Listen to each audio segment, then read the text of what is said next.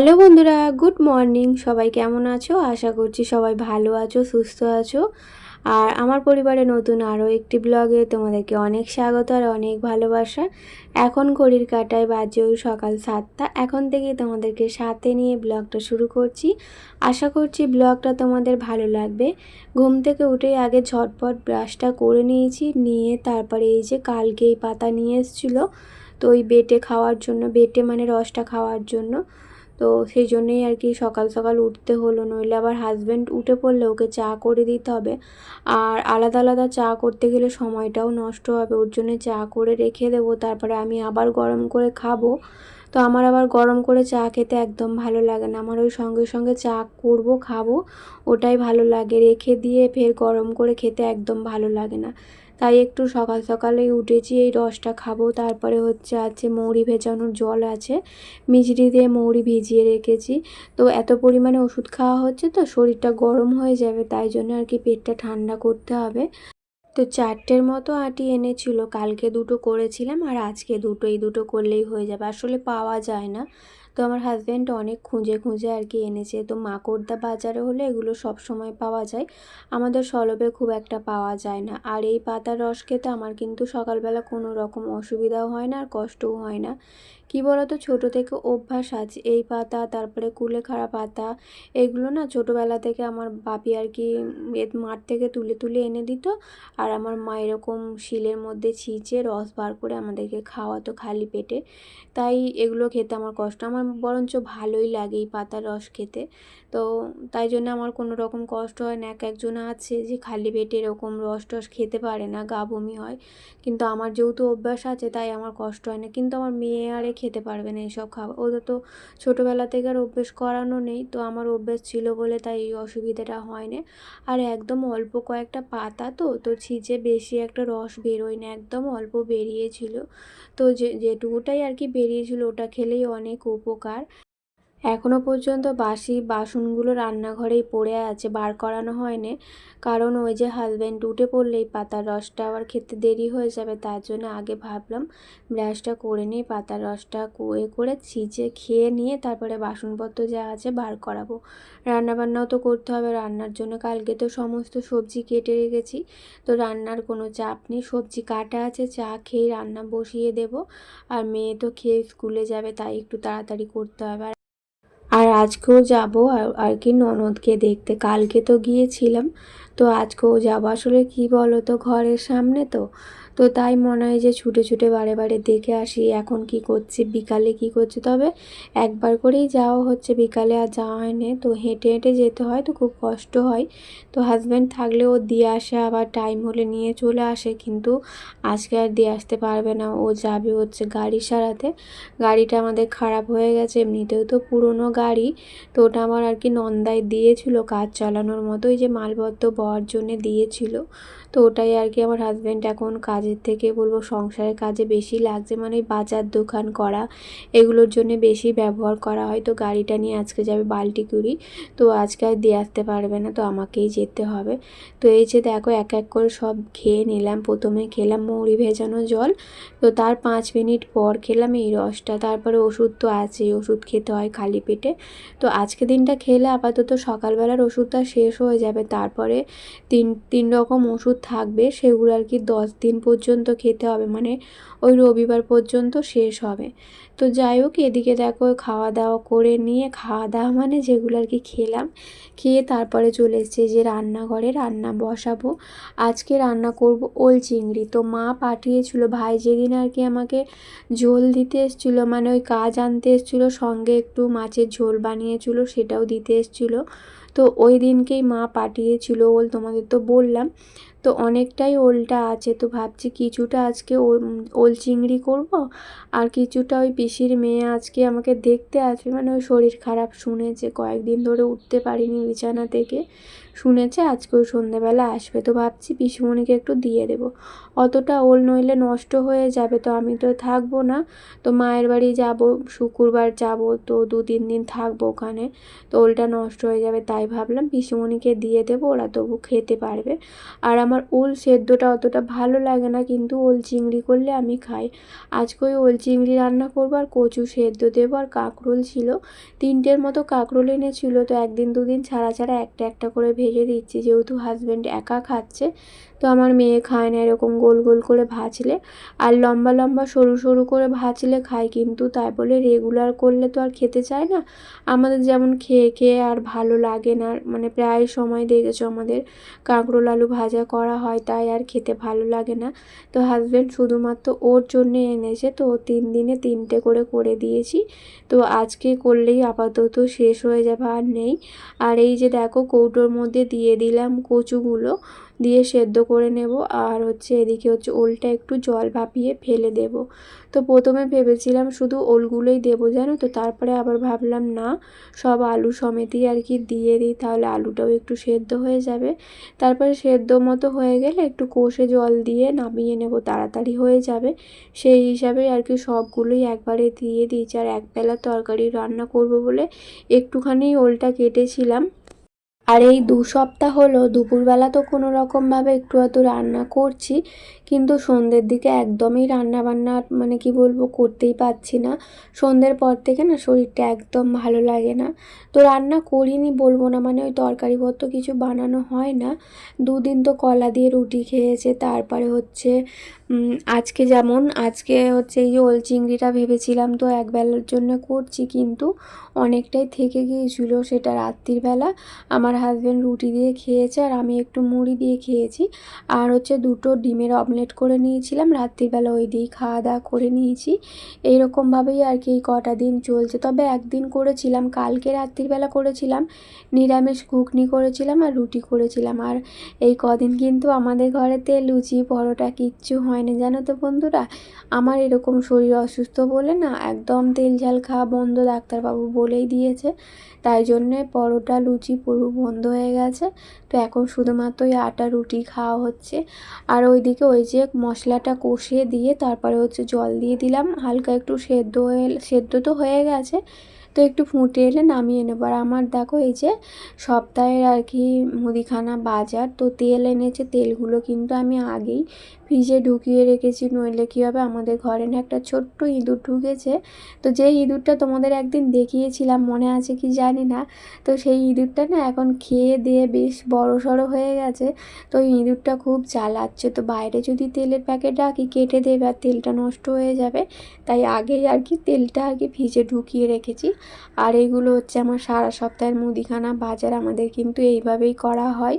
তো যেগুলো থাকে সেগুলো আর আনা হয় না। আর আমি কিন্তু খুব বুঝে শুনে আর কি সংসারটা চালাই, যাতে একটু কমের মানে কি বলবো, যাতে কম খরচ আর কি হয়, যেমন তেল বলো, তারপরে যে কোনো জিনিস একটু বুঝে শুনে খরচ করি।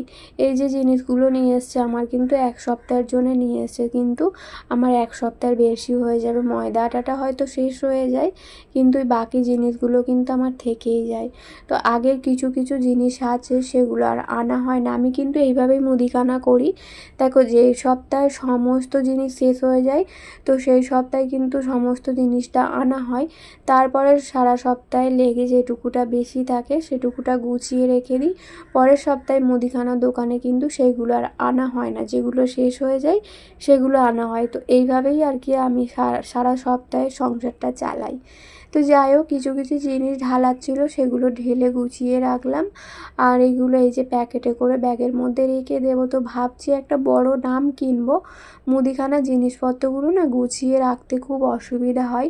এই ব্যাগের মধ্যে থাকলে না ইঁদুর ঢুকে সব কেটে দিচ্ছে।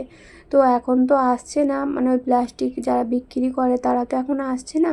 তো যেদিন আসবে একটা ওই বড় ড্রাম নেব, যাতে করে আমার এই মুদিখানা বাজার সারা সপ্তাহে বলতে পারো কিংবা 2 সপ্তাহের বলতে পারো সমস্ত জিনিসটা ওই ড্রামের মধ্যে গুছিয়ে রাখবো। আর শ্যাম্পুগুলো এই কৌটোর মধ্যে গুছিয়ে রাখি, এদিক ওদিক ছড়িয়ে থাকার থেকে একটা কৌটোর মধ্যে থাকলে নিতেও সুবিধা হয়, গোছানোও থাকে, ভালো লাগে। চিনিটা শেষ হয়ে গিয়েছিলো, ভাবলাম চিনিটাও ঢেলে নিই। আর বর্ষাকাল তো চিনিগুলো কেমন একদম ভিজে ভিজে হয়ে গেছে, জড়ো হয়ে গেছে। আর নুনও দেখবে বর্ষাকালে কেমন জল জল মতো হয়ে যায়। আর আমার হাজব্যান্ড তো দোকান মানে মুদিখানা দোকান করবে বলে আমি জানিই না, হঠাৎ করেই আর কি আনা হয়েছে। করবে জানে, কিন্তু কাজ থেকে যে একবারে নিয়ে চলে আসবে এটা আমার জানা ছিল না। ও তো সেই হিসাবে যায়নি, তো হঠাৎ করে গেছে। আবার ওই দোকানদার এই আর কি ব্যাগটা দিয়েছিল, মানে বস্তাটা, তো ওতে করে সমস্ত মুদিখানা দোকানে এনেছিল। যেহেতু ও ব্যাগ নিয়ে যায়নি, তো ওই বস্তাগুলো অনেক কাজে লাগবে, তো আমি ওই গুছিয়ে ভাঁজ করে রেখে দিলাম। আর এই যে দেখতে পাচ্ছ, এগুলো তো কালকে কিনেছিলাম, তো ঢালবো করে ঢালাই হয় না। আর কালকে তো এগুলো ধুয়ে দিয়েছিলাম, কিন্তু জল খুব একটা শুকনো হয়নি বলে ঢালা হয় না। আজকে সকালবেলা ভালো করে মুছে, আর অর্ধেক তো শেষই হয়ে গেছে। কালকে ওই বিকেলবেলা চা করেছিলাম, বসে বসে খেয়েছি, মেয়ে খেয়েছে, হাজব্যান্ড খেয়েছে, সবগুলোই অর্ধেক অর্ধেক আছে। তো অর্ধেক অর্ধেক আর প্লাস্টিকে না রেখে আর কি কৌটোটার মধ্যে সবগুলোই ভরে রাখলাম। আর প্লাস্টিকে করে রেখে দিলে কি হবে বলো তো, একদম কি বলবো, নরম হয়ে যাবে, খেতে ভালো লাগবে না। তাই ওই একটা কৌটোর মধ্যেই সবগুলো ধরে গেছে, যেহেতু গোটা প্যাকেট তো না, কালকে অনেকটা করে খাওয়া হয়ে গেছে। আর জিনিসগুলো কিনেছিলাম, খেতে কিন্তু খুব সুন্দর জানো তো, আমার তো বেশ ভালোই লেগেছে। তো ভাবছি বাপের বাড়ি থেকে এসে আবার কয়েকটা প্যাকেট কিনে রেখে দেবো, যাতে বিকেলবেলা একটু মুখ ছাড় খাবার খেতে পারি। আর এই যে দেখো, রান্না বসিয়ে দিয়ে আমি কিন্তু সমস্ত জলের বোতল ভরে নিয়েছি, টেবিলটাও মুছে নিয়েছি। রান্না বসিয়ে কিন্তু আমার অনেক কাজই হয়ে যায়। সন্ধেবেলা ভরবো করে রেখে দিই জানো তো, কিন্তু সন্ধেবেলা তো আমার কাজে এনার্জি থাকে না এখন করে। তাই ভাবলাম এখন ভালো করে মুছে নিই, তাহলে আর সন্ধেবেলা মুছে নিই বলছি, ভরে নিই, তাহলে আর সন্ধেবেলা ভরতে হবে না। তো এদিকে আমার রান্নাবান্না সব শেষ হয়ে গেছে, কমপ্লিট হয়ে গেছে। এখন গ্যাসটা ভালো করে মুছে নেব, নিয়ে তারপরে ওই যাব বাসনপত্র মাজতে, ঘর দালান মুছতে। এগুলো তো বাকি আছে, এগুলো কিছু করা হয়নি। তো মেয়ে স্কুলে যাবে, ওর খাবারটা না আগে করে দিলে আমি এদিকের কাজগুলো কিচ্ছু করতে পারি না। তবে রান্নার পর কিন্তু সবার প্রথমে কাজ হচ্ছে আমার রান্নাঘরটা মোছা। রান্নাঘরটা মোছা থাকলে মনে হয় যেন অনেকটা কাজ এগিয়ে আছে। তো এই যে তেলের আর কি বোতলগুলো ভালো করে মুছে পরিষ্কার করে নিলাম। এগুলো তো রেগুলার কাজ, আমি রেগুলারই এগুলো পরিষ্কার করি যাতে না তেল চিটে হয়। তো গ্যাসের এই জায়গাটা পরিষ্কার হয়ে গেছে। এখন চলো বিছানাটা গুছিয়ে নিই। তো রান্না করতে করতে কিন্তু চাদরগুলো ভাঁজ করে রেখেছিলাম, তো এখন এই যে গুছিয়ে নিচ্ছে। আর এখন তো জানো, মানে আশ্বিন মাস যেহেতু পড়েনি, এটা ভাদ্র মাস, কিন্তু বৃষ্টির কারণে না পাখাটা আমাদের যেহেতু নতুন লাগিয়েছে, আর পাখাটা না খুব হাওয়া, তো আস্তে করে রাখলেও না প্রচুর হাওয়া। তো সেই হাওয়াতে ভোরের দিকটা একটু ঠান্ডা ঠান্ডা লাগে, তাই জন্য আর কি চাদর কাঁথা এগুলো গায়ে দিতে লাগে। তাই এখন প্রত্যেক দিন এগুলো গোছাতে হয়।